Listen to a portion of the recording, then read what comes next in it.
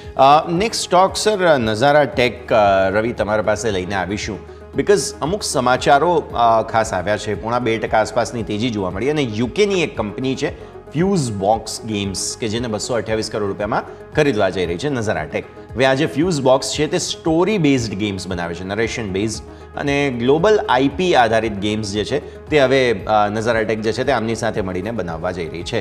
Gaming industry as a કહી શકાય કે ઇન્ડિવિજ્યુઅલ બહુ નવી છે. ટેક્સને લઈને આ તે ઘણું બધું એક્શન અહીંયા જોવા મળતું હોય છે.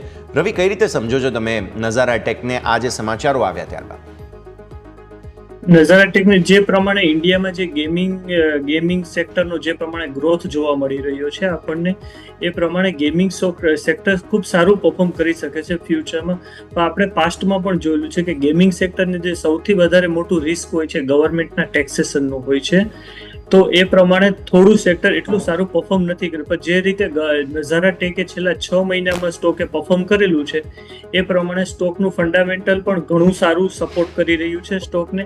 અને અત્યારે ટેકનિકલ લેવલ જોવા જઈએ તો સ્ટોકમાં એક્સપેક્ટેશન છે અરાઉન્ડ 1100નો ટાર્ગેટ બતાડી શકે છે વિધિન 20 to 25 ડેઝમાં.